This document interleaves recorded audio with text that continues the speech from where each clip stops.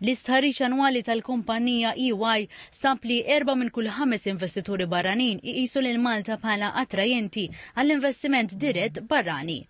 Waqt il-preżentazzjoni tal-istħarriġ, il-Managing Partner ta' EY Ronald Attard qal li dan it-titjib juri rkupru b'saħħtu meta mqabbel mal-aħħar ftit snin u jixxed il-fiduċja fl-istabbiltà ta' Malta u l-ambjent tan-negozju. Dis-sena rajna żieda fil-konfidenza f'Malta.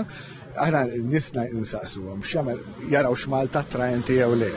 Is-sena l-oħra dak il-numru kien ta' 54%.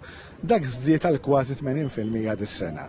Il-fiduċja tal-investituri f'Malta tidher ukoll mill-fatt li 90% qalu li qed jippjanaw li jibqgħu jew ikabbru l-preżenza tagħhom f'Malta s-sena d-dieħla.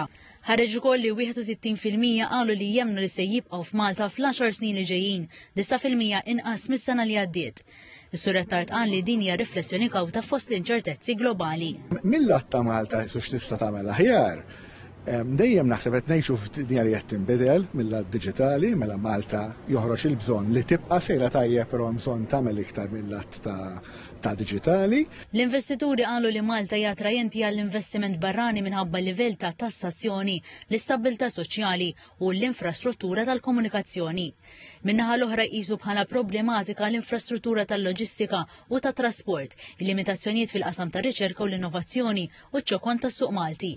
Ħareġ ukoll titjib fl-ambjent politiku u regolatorju bi kważi nofs l-investituri jiddeskrivu dan bħala attrazzjoni għall-investiment. L-affarijiet li forsi iktar Malta hemm fejn tirranġa huwa l-infrastruttura, il-popolazzjoni żdiedet u dik tinħass, il-bżonn li tiġġedded l-infrastruttura u l-edukazzjoni. L-edukazzjoni f'dinja li qed tinbidel hemm sejħa kbira biex l-edukazzjoni tibqa' toġġorna ruħha b'mod qawwi.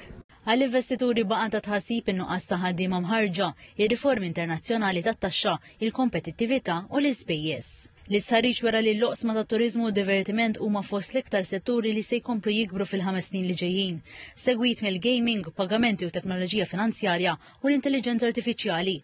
Għall-investituri barranin din tal-aħħar tibqa' bħala kontributur importanti għall-kumpaniji u l-kompetittività, b'42% jgħidu li se jinvestu f'dan il-qasam.